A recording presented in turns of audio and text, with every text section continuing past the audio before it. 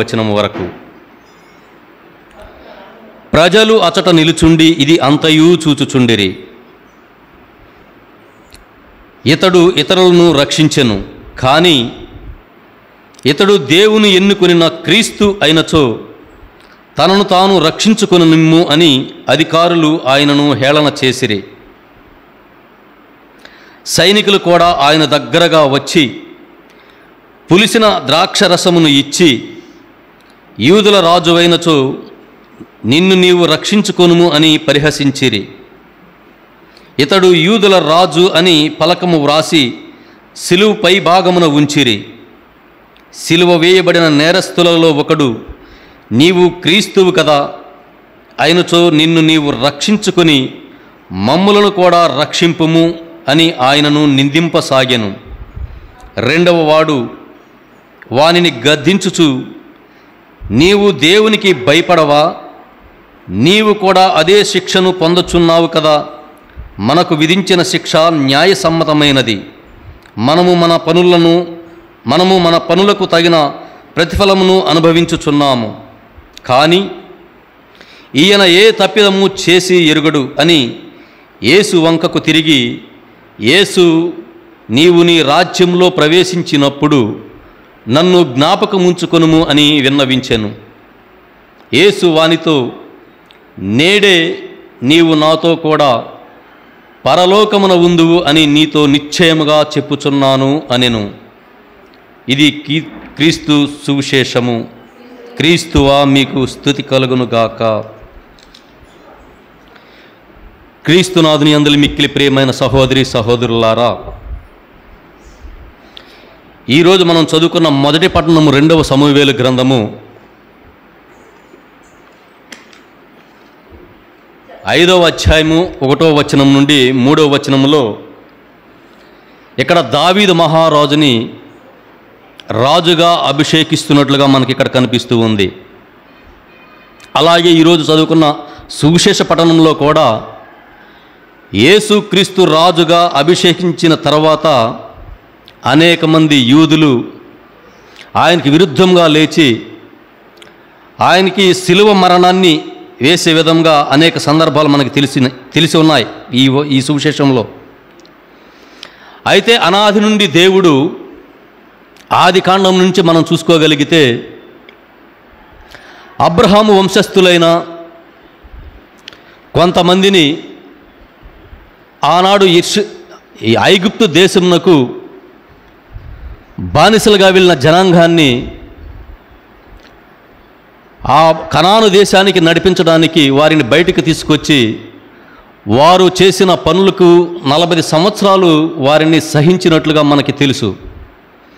ఈ 40 సంవత్సరముల కనాను ప్రయాణంలో ఎన్నో పనులు చేశారు వాళ్ళు. ఇశ్రాయేల్ అనేక తప్పిదాలు చేశారు.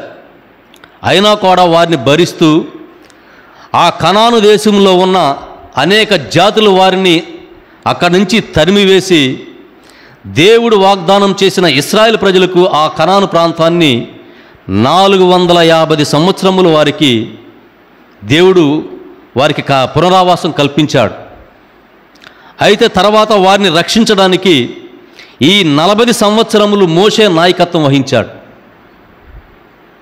కనాను ప్రాంతానికి వెళ్ళకముందే మోషే మరణించడం, తర్వాత వారికి నాయకత్వం లేకపోవటం, ఇవన్నీ జరుగుతున్న సందర్భంలో మోషే తర్వాత యెహోషువ తర్వాత కొంతమంది న్యాయాధిపతులు పనిచేస్తూ ఆ ఇశ్రాయేల్ ప్రజల్ని దేవుని మార్గం వైపు నడిపించడానికి అనేక ప్రయత్నాలు చేస్తూ వచ్చారు.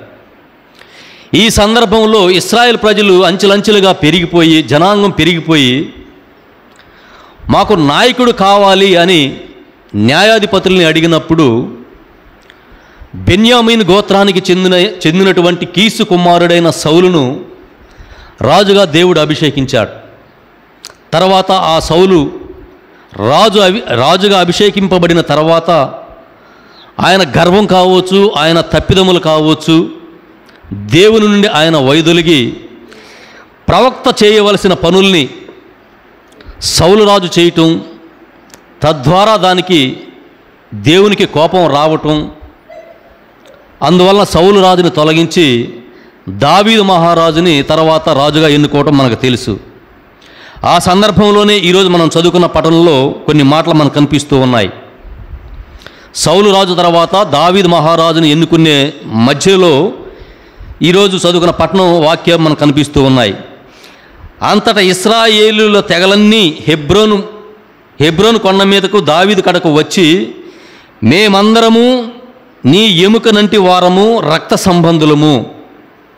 ఇదిగో దావీదు మహారాజా, మేమందరం కూడా ఇశ్రాయేల్ ప్రజలము, పైపెచ్చు మీ యొక్క రక్త సంబంధానికి పుట్టిన వారమే మేము. కానీ ఇంతకాలం దేవుడు ఆయన అనేక మందితో మమ్మల్ని కాచి కాపాడి ఇప్పుడు మా యొక్క రాజ్యాన్ని, మా యొక్క బాగుభోగ్యాలను చూసుకోవడానికి మీకు అప్పగించబోచున్నాడు అని చెప్పి ఇశ్రాయేల్ ప్రజలు మాట్లాడుతూ ఉన్నారు. పూర్వము సౌలు పరిపాలించినప్పుడు ఇశ్రాయేలు సైన్యములను నడిపించిన వాడవు నీవే. ఇదిగో నీకంటే ముందు సౌలు రాజుగా పరిపాలించినప్పుడు మమ్మల్ని నడిపించిన వాడువు నీవే అని చెప్పేసి దేవుడి గురించి మాట్లాడుతూ, ఆయనే నీకు కాపరి అని చెప్పి ఒక మాట దేవుడు ఆ వాగ్దానంలో దావీదు మహారాజుకి గురించి చెప్పిన వాగ్దానం మనకు కనిపిస్తూ ఉంది. ఆ వాగ్దానం ప్రకారమే దావీదు మహారాజుని ఇశ్రాయేల్ ప్రజలకు రాజుగా అభిషేకించడం, ఆయన తదనంతరం ఆయన యొక్క కుమారుడైన సొలొమోను రాజు రాజ్యాన్ని పరిపాలించడం, తదుపరి రాజ్యం రెండు రాజ్యాలుగా చీలిపోవడం, రాజులు కూడా రెండు రకాలుగా చీలిపోవడం, ఇవంతా కూడా పాత నిబంధనలో మనకు కనిపిస్తూ ఉంది. అయితే ఇదే క్రమంలో రాజులు పరిపాలిస్తూ వస్తున్నప్పుడు శాశ్వతమైన రాజుగా మనకి కొత్త నిబంధనలో ఈరోజు చదువుకున్న సువార్త పట్టణంలో మన ప్రభువైన యేసు క్రీస్తు కనిపిస్తూ ఉన్నాడు. నీవు యూదుల రాజువు. అయితే వారు భౌతికంగా దావీదుని కావచ్చు, సొలొమోనుని కావచ్చు, సౌలుని కావచ్చు, అనేక మంది రాజుల్ని వారు ఎన్నుకున్న సందర్భంలో అందరూ అంగీకరించి రాజును చేస్తే, ఇక్కడ యేసుక్రీస్తు ప్రభుల వారిని మాత్రం ఎగతాళిగా ఆయన మరణించాక శిలువ మీద ఈయన యూదుల రాజు అని హేళనతో ఒక బోర్డు పెట్టారు. అదే ఈరోజు మన పట్టణంలో కనిపిస్తూ ఉంది. లోకాసు వార్త 23వ అధ్యాయము 35వ వచనము, ప్రజలు అచట నిలుచుండి ఇది అంతయు చూచుచుండిరి. ఇతడు ఇతరులను రక్షించను, కానీ ఇతడు దేవుని ఎన్నుకొనిన క్రీస్తు అయినచో తనను తాను రక్షించుకొననిమ్ము అని అధికారులు ఆయనను హేళన చేసిరి. యేసు ప్రభులు వారు భూమి మీదకు వచ్చి భూమి మీదకు వచ్చిన సమయంలో ప్రజల మధ్య అనేక తారతమ్యాలు, అనేక ఆచారాలు, యూదులు అనేక ఆచారాల మధ్య, అనేక తారతమ్యాల మధ్య జీవించున్న సమయంలో యేసు క్రీస్తు ప్రభులు వారు వచ్చి వాటన్నిటిని కూడా సరిచేయడానికి ప్రయత్నం చేశాడు. వీరి యొక్క తప్పిదాలని ఎత్తి చూపించినప్పుడు వారికి కోపం వచ్చి ఏ విధంగా అయినా సరే ఇతన్ని హతమార్చాలి, కానీ దీనందరికీ కూడా యూదుల యొక్క ఆమోదం కావాలి. ఏమి వంక దొరుకుతుందా, ఈయన్ని చంపడానికి, ఈయన వల్ల మనకి ఏ నేరం దొరుకుతుందని ఎదురు చూస్తున్న సమయంలో వారికి యేసుక్రీస్తు ప్రభుల వారి పట్ల ఏ నేరారోపణలు కూడా కనిపించడం లేదు. అందుకే న్యాయస్థానం ముందు పిలాతుని ముందు పెట్టినప్పుడు ఈయన్ని సిలువ వేయండి అని ఆనాటి యూదులు గోల చేసినప్పుడు పిలాతు ఒక మాట మాట్లాడాడు. ఈయన యందు నాకు ఎలాంటి నేరారోపణ కనబడటం లేదు, మీరేమో సిలువ వేసి చంపమంటూ ఉన్నారు, కానీ ఈయన యందు నాకు ఎలాంటి నేరారోపణ కనిపించడం లేదు. కాబట్టి ఇదిగో ఈరోజు పాస్కా పండుగ, కానీ ఈ యొక్క పాస్కా పండుగ సమయంలో మీకొక ఆచారం ఉంది కదా, ఎవరైనా తప్పు చేసే చెరసాలలో ఉంచిన వ్యక్తిని ఆ పాస్కా పండుగ సమయంలో ఒకరిని విడుదల చేసే సాంప్రదాయం ఆనాటి యూదులకు ఉండేది. అదే క్రమంలో పిలాతు యేసుక్రీస్తు ప్రభుల వారిని తీసుకొచ్చి ఆయన ముందు పెట్టినప్పుడు ఈయనలో నాకు ఏ తప్పు కనబడట్లేదు, అయినా కూడా మీరు తప్పు చేశారు అని అంటున్నారు. కాబట్టి ఈ పాస్కా సమయంలో తప్పు చేసిన వ్యక్తిని విడుదల చేసే సాంప్రదాయం మీకు ఉంది, కాబట్టి ఈ యేసుక్రీస్తు ప్రభుని విడిపించవచ్చు కదా అని చెప్పి పిలాతు అడిగినప్పుడు వారు దాన్ని నిరాకరించారు. ఇతను మాత్రం సిలువ వేసి చంపాల్సిందే, పాస్కా పండుగ సందర్భంగా విడుదల చేయవలసిన వ్యక్తి ఇంకొక వ్యక్తిని విడుదల చేస్తాం, కానీ ఇతన్ని విడుదల చేయటానికి లేదు, ఇతన్ని సిలువ వేసి చంపాలని కోల చేసినప్పుడు చేసేది ఏం లేక పిలాతు అధికారం ఉండి కూడా అక్కడ ఉన్న యూదులకి తలొగ్గి యేసుక్రీస్తు ప్రభువు వారిని సిలువ వేసి చంపినట్లుగా మనకి ఈ ముందు వచనాల్లో మనకు కనిపిస్తూ ఉంది. ఇదంతా జరిగిన తర్వాత ఏం జరిగిందనేది ఈరోజు మనం చదువుకున్న సువార్త పట్టణం. అప్పుడు యేసు ఎప్పుడు ఇదంతా జరిగిన తర్వాత న్యాయస్థానం ముందు యేసుక్రీస్తు ప్రభువు వారు ఉన్నప్పుడు అక్కడ ఏం జరిగింది, పిలాతునికి యూదులకి ప్రభువుల వారికి మధ్య జరిగిన సంభాషణ తర్వాత అప్పుడు యేసు, తండ్రి, వీరు చేయనది ఏమియో వీరు ఎరగరు, వీరిని క్షమింపుము, సిలువ వేసి చంపడానికి కారకులైన వ్యక్తులను కూడా వీరు ఏం చేస్తున్నారో వీరికి తెలియదు కాబట్టి వీరిని క్షమించే అనే మంచి మనసున్న యేసుక్రీస్తు ప్రభుల వారుగా మనకి ఇక్కడ కనిపిస్తూ ఉన్నాడు. అందుకే యేసుక్రీస్తు ప్రభుల వారికి మనం ప్రేమామయుడు, దయామయుడు అని మనం పిలుస్తూ ఉంటాం. కానీ క్రీస్తు సారూప్యం కలిగిన మనం కూడా అదే ప్రేమ, అదే దయ కలిగి జీవించాలనేదే యేసుక్రీస్తు ప్రభు యొక్క ఆకాంక్ష. మనకిచ్చిన వాగ్దానం కూడా అదే. మీరు ఎల్లప్పుడూ కూడా మీరు మిమ్మును ప్రేమించుకున్నట్లే మీ పొరుగు వారిని ప్రేమించండి అని ఒక ఆజ్ఞ ఇచ్చి ఉన్నాడు. అలాంటి ఆజ్ఞని మనం తీసుకొని ఆ విధంగా జీవించాలని మనకి ఒక కట్టడి చేసినట్లుగా మనకు కనిపిస్తూ ఉంది. అయితే ఆ సిలువుపై వేసి చంపివేసిన సందర్భంలో కూడా క్రీస్తుకి అనేక ఎగతాళి, అవమానాలు జరిగాయి. యేసుక్రీస్తు ప్రభుల వారి పక్కన ఇద్దరు దొంగల్ని కూడా సిలువ వేసినట్లుగా కూడా మనకు తెలుసు. ఈరోజు సువార్త పట్టణంలో అదే అక్కడ సంభాషణ జరుగుతూ ఉంది.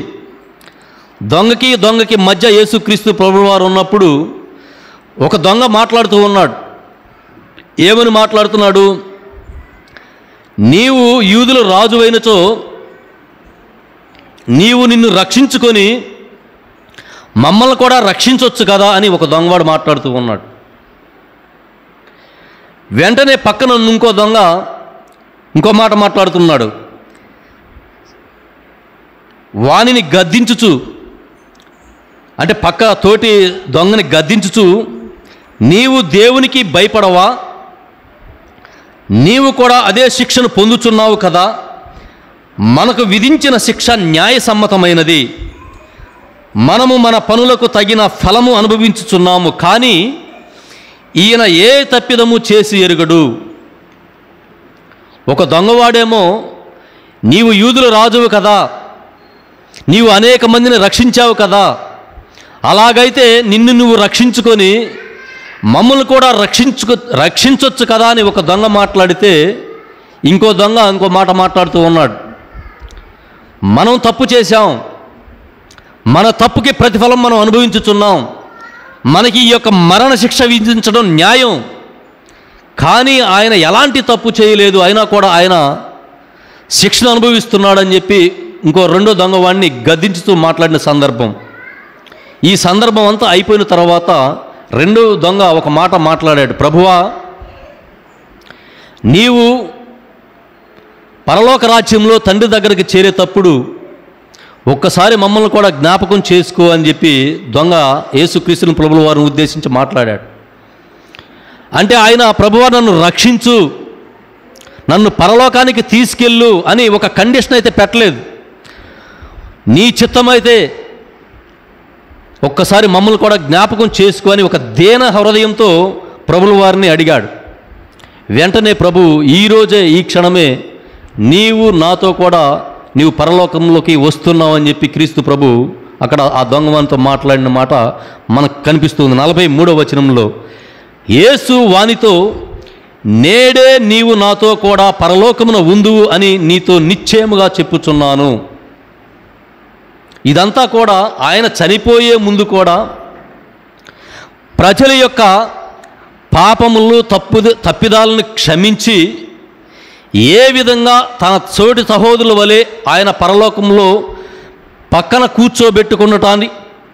కూర్చోబెట్టుకుంటాడు అనడానికి ఈ దొంగవాడే మనకు ఒక నిదర్శనంగా కనిపిస్తూ ఉన్నాడు. ఆ దొంగవాడు అనేక పాపములు చేసి ఉండొచ్చు, అనేక దొంగతనాలు చేసి ఉండొచ్చు, అనేక నేరాలు చేసి ఉండొచ్చు. అందును బట్టే వారికి యొక్క మరణశిక్ష విధించారు ఆ రోజున. అయినా కూడా చనిపోయే ముందు ఆఖరి క్షణంలో కూడా ఒక ప్రార్థన దీన హృదయంతో చేశాడు. ప్రభువా, నీ చిత్తమైతే నీ తండ్రి దగ్గరికి నీ వెళ్ళినప్పుడు ఒక్కసారి నన్ను కూడా గుర్తుపెట్టుకో అని చెప్పి ఒక దీన హృదయంతో ప్రార్థన చేసినప్పుడు ఆ ప్రార్థన విధానంతో అప్పటి వరకు ఆ దొంగ చేసిన పాపాలన్నీ కూడా కొట్టివేయబడి నేడే నీవు నాతో కూడా పరలోకమున ఉందువు అని యేసుక్రీస్తు ఆ దొంగవానితో మాట్లాడినప్పుడు యేసుక్రీస్తు ఏ విధంగా అయితే యేసుక్రీస్తు యొక్క ఆత్మ ఏ విధంగా అయితే పరలోకానికి వెళ్ళిందో ఆ దొంగవాని ఆత్మ కూడా పరలోకానికి తీసుకెళ్ళినట్టుగా ఇక్కడ ప్రభు వాగ్దానం చేసినట్లు మనకు అనిపిస్తూ ఉంది. అయితే క్రైస్తవులమైన మనం పాపం అనేది ప్రతి వ్యక్తి మన యొక్క జీవితాల్లో చేస్తూ ఉంటారు. ఆనాటి ఇశ్రాయేల్ ప్రజలు కూడా అదే పాపంలో మునిగి అనేకమైన సందర్భాల్లో దేవునికి విరోధంగా పాపం కట్టుకున్నప్పుడు కూడా ఏ విధంగా అయినా సరే వారిని పాప విమోచన కలిగించాలి, దేవుని వైపు మరల్చాలి అనే ఒక ఉద్దేశంతో దేవుడు తన యొక్క కుమారుణ్ణి భూమి మీదకి ప్రవేశింపేటట్లు చేసి యూదులకు సమస్త మానవాళికి యేసుక్రీస్తు ప్రభుల వారిని ఒక ప్రభువుగా మనకి అందించాడు. ఏ వ్యక్తి అయినా సరే, దేవుని యందు భయభక్తులు కలిగిన ఏ వ్యక్తి అయినా సరే దేవుని యొక్క రాజ్యానికి రావడానికి అవకాశం ఉంది. అది యేసుక్రీస్తు ప్రభు యొక్క రక్తం ద్వారానే అని మనకి అపోస్తల కార్యంలో మనకు కనిపిస్తూ ఉంటుంది ఈ వాక్యం. మనం అనుకోవచ్చు, అనేక మంది జ్ఞాన స్నానం తీసుకొని చర్చికి వెళితేనే పరలోకం, చర్చికి వెళ్ళకపోతే పరలోకం లేదు అనే అనుమానాలు కొంతమందికి రావచ్చు. కానీ అపోస్తల కార్యంలో మనకి దేవుడు, పరిశుద్ధాత్మ దేవుడు బయలుపరిచాడు. దేవుని యందు భయం భక్తి కలిగిన ఏ వ్యక్తి అయినా సరే, అంటే దానికి ఒక కులం, ఒక మతం, ఎలాంటి తారతమ్యం లేదు. అంతిమంగా దేవుని యందు భయం భక్తి కలిగి ఉండాలి. ఆ ఉద్దేశం కలిగిన ఏ వ్యక్తి అయినా సరే పరలోకానికి వెళ్ళడానికి అవకాశం ఉందని పరిశుద్ధాత్మ దేవుడు మనకి అపోస్తల కార్యాల గ్రంథాల్లో రివీల్ చేశాడు. అయితే క్రీస్తు ప్రభుని యందు వెంబడించితేనే ఆ యొక్క పాప క్షమాపణ క్రీస్తు ప్రభు యొక్క సిలువ దగ్గర ఆయన యొక్క రక్తంలోనే అనేది కూడా చెప్పాడు. దేవుని యందు భయభక్తి కలిగి ఉండాలి, ఆ భయం భక్తి క్రీస్తు మీద ఉండాలి అనేది అక్కడ యొక్క సారాంశంగా మనకు కనిపిస్తూ ఉంది. ఏ వ్యక్తి ఎందుకు క్రీస్తు మనకి పాప యొక్క విమోచనగా మనకు కనిపిస్తూ ఉన్నాడంటే, ఈ సమస్త మానవాళిలో క్రైస్తవులమైన మనం రెండవ మరణం అనేది మనకు ఒకటి ఉంది. భౌతికంగా మనం కొన్ని సంవత్సరాలు భూమి మీద ఉండి చనిపోయిన తర్వాత మన యొక్క ఆత్మకి మరణం లేదు కాబట్టి ఆ ఆత్మకి మరణం తీర్పు దినాన మనకు దేవుడు నిర్ణయించి ఉన్నాడు. ఆ యొక్క తీర్పు దినాన ఈ మరణించిన ఆత్మలు, జీవించిన ఆత్మలు అన్నీ కలిపి ఒకసాట కూర్చోపెట్టి తీర్పు దినం, ఆ తీర్పుని యేసుక్రీస్తుగా మనకి అభివర్ణించాడు దేవుడు. అందుకే మనకి ఆ అపోస్తుల యొక్క విశ్వాస ప్రమాణంలో జీవించిన వారికి, మరణించిన వారికి తీర్పు చేయుటకు వచ్చునని చెప్పి ఒక మాట యేసుక్రీస్తుని గురించి మాట్లాడారు. అదే యొక్క సిద్ధాంతాన్ని, అదే యొక్క విశ్వాసాన్ని మనం ప్రతి క్రైస్తవుడు నమ్మాలి. మనకి పరలోక రాజ్యంలో నిత్య జీవంలో వెళ్ళటానికి మనకి పునరుత్థానం ఉంది. చనిపోయిన ప్రతి వ్యక్తి మరలా యేసుక్రీస్తు ప్రభుల వారు ఏ విధంగా పునరుత్థానం అయ్యాడు, చనిపోయిన ప్రతి వ్యక్తి మళ్ళీ పునర్జీవం ఉంది అనే మాటను మనం గట్టిగా నమ్మాలి. ఆ యొక్క ఆశతోనే యేసుక్రీస్తుని విశ్వసించాలి. అనేక పాపములు చేస్తూ మరణించినా కూడా ఆఖరి నిమిషంలో, చనిపోయే ఆఖరి నిమిషంలో కూడా మనం ప్రభువుని, యేసుక్రీస్తు యొక్క ప్రభువు దగ్గరకు వచ్చి మన పాపాలని మన్నించమని, కరుణించమని అడిగితే, ఈరోజు ఈ రెండవ దొంగ వేడుకొనినట్లుగా, ప్రభువా మేము పాపులమే, కానీ మీరు మీ తండ్రి దగ్గర పరలోక రాజ్యంలో ప్రవేశించినప్పుడు మమ్మల్ని గుర్తుపెట్టుకోమని ఒక దీన మనసుతో అడిగి ఏ విధంగా క్రీస్తు ద్వారా ఆ రెండవ దొంగవాడు ఏ విధంగా పరలోకానికి వెళ్ళాడో, అదేవిధంగా సర్వమానవాళమైన మనం ఆఖరి నిమిషంలో కూడా మనం దేవుని యందు ప్రాధేయపడి మన పాపాలని ఒప్పుకొని రక్షించమని దీన హృదయంతో అడగగలిగితే మన పాపము యొక్క క్షమాపణ, తద్వారా పరలోకంలో నిత్య జీవం ప్రసాదిస్తానని దేవుడు మనకి వాగ్దానం చేసి ఉన్నాడు. కాబట్టి క్రైస్తవులమైన మనం ప్రతి వ్యక్తి పాపం చేసిన వ్యక్తిగానే ఎవ్వడును నీతిమంతులు లేను. రోమా పత్రికలో పునీత పౌలు గారు మాట్లాడుతూ ఉన్నాడు. ఏ ఒక్కడును నీతిమంతుడు లేడు అని పౌలు గారు మాట్లాడాడు. క్రైస్తవులమైన వేరే జాతికి సంబంధించిన వారమైన ఎవ్వరు కూడా నీతిమంతులు లేరు. అందరూ సర్వ పాపులుగా ఉన్నారు. అయినా కూడా మీ యొక్క పాపాలు యేసు క్రీస్తు దగ్గరకు వస్తే ఆయన యొక్క రక్తం ద్వారా కడగబడతాయని చెప్పి రోమా పత్రికలో పౌలు గారు మాట్లాడాడు. దాన్నే మనం విశ్వసించాలి, దాన్నే మనం నమ్మాలి. ప్రతి వ్యక్తి పాపం చేస్తూ ఉన్నాడు. ఆ పాపానికి క్షమాపణ క్రీస్తు ప్రభువుల యొక్క పాదముల చెంత మనకి దేవుడు ఆమోదయోగ్యంగా మనల్ని నిలబెట్టాడు. అక్కడ ప్రతి వ్యక్తి పాపం చేసినా యేసు క్రీస్తు ద్వారా మనం ఏ విధంగా అయితే పునరుత్థానం ఆయన అయ్యాడో మన యొక్క పాపాలను కూడా కడిగి అదేవిధంగా మనల్ని పునరుజ్జీవులుగా చేసి తండ్రి కుడి పక్కన కూర్చున్నట్లే ఆయన కూడా మనల్ని కూడా ఆయన యొక్క తండ్రి పక్కన కూర్చోబెడతానని దేవుడు వాగ్దానం చేశాడు.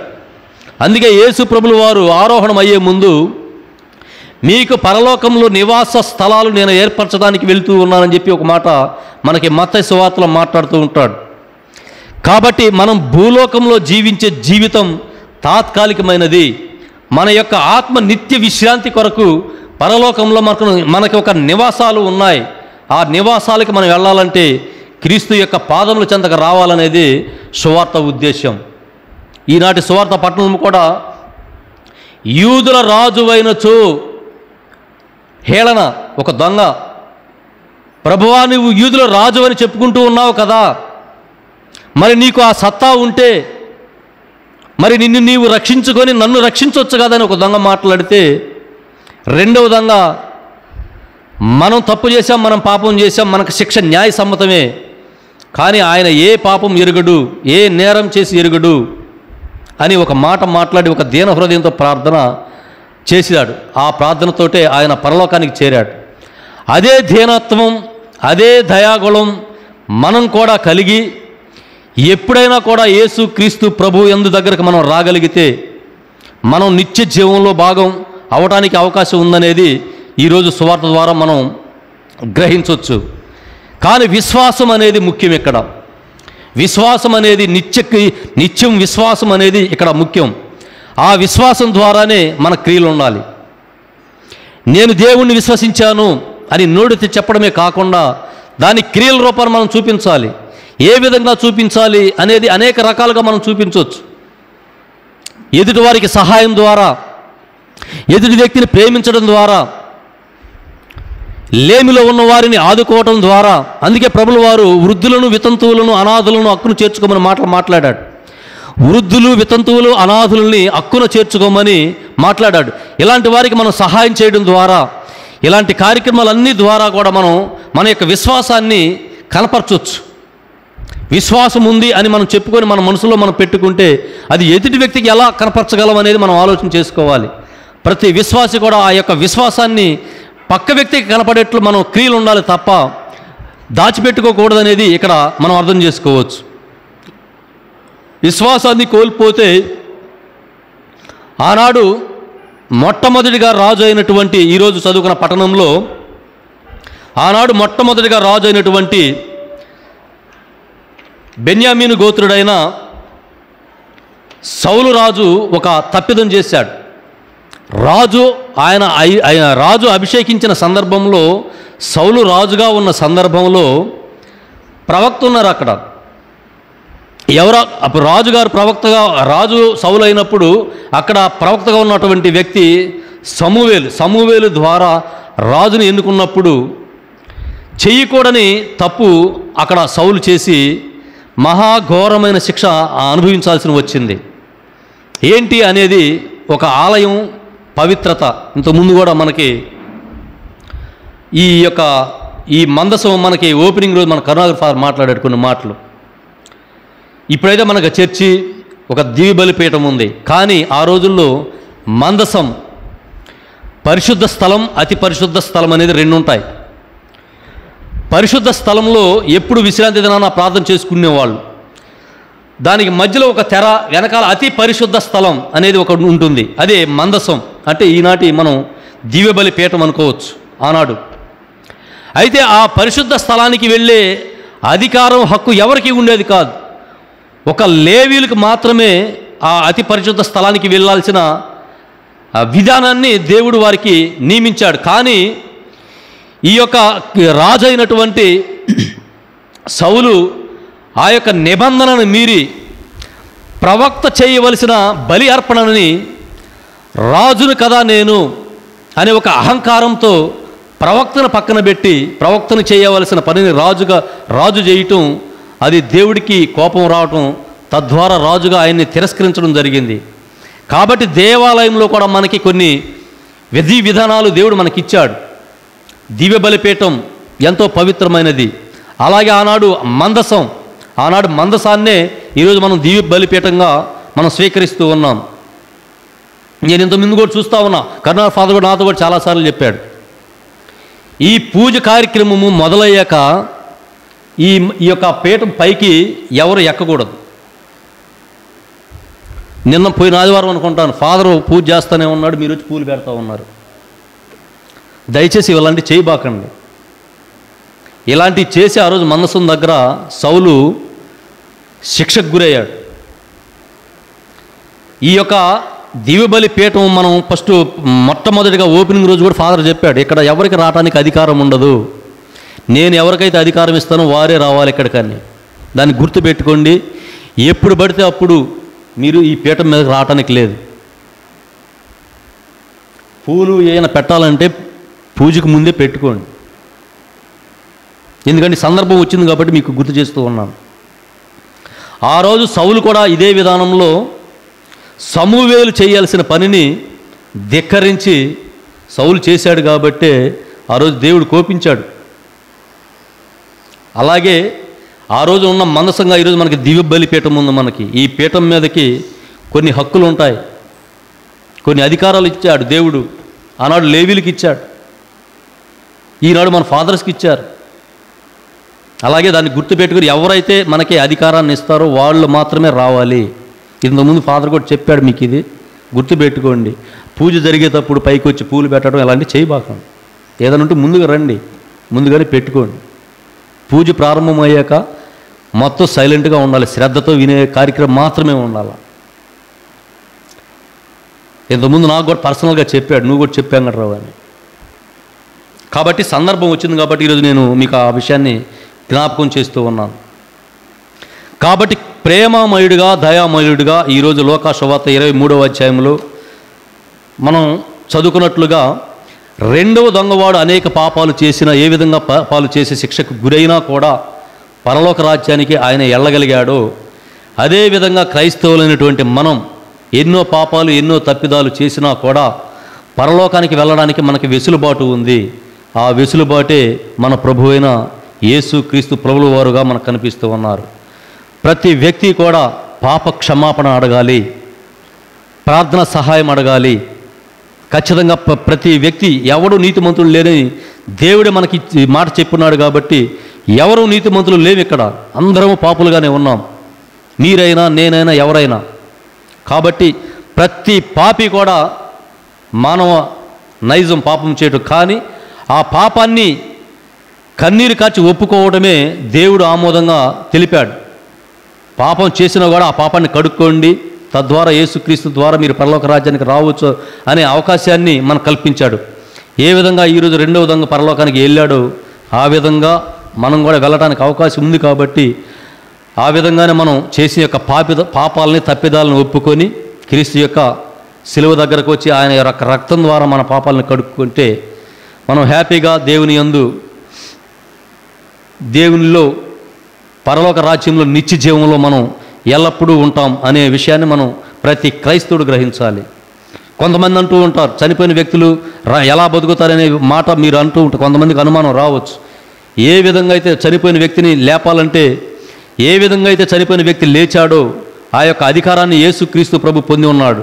ఆయన యందు విశ్వాసం ఉంచిన ప్రతి వ్యక్తిని కూడా నేను ఏ విధంగా అయితే సజీవంగా లేచానో నా యందు విశ్వాసం ఉంచిన ప్రతి వ్యక్తిని కూడా అదే విధంగా సజీవంగా లేపుతానని దేవుడు మనకు వాగ్దానం చేసి ఉన్నాడు. కాబట్టి చనిపోయిన వ్యక్తులు మళ్ళా ఎలా లేస్తారనే అనుమానాన్ని మనం పక్కన పెట్టి ప్రభువు చెప్పిన మాటను నమ్మి ఆయన యొక్క మాట ద్వారా మనం విశ్వసించి ముందుకు వెళ్ళాలనేదే దేవుని మాటగా ఈరోజు మనకు కనిపిస్తూ ఉంది. ప్రార్థన చేసుకుందాం.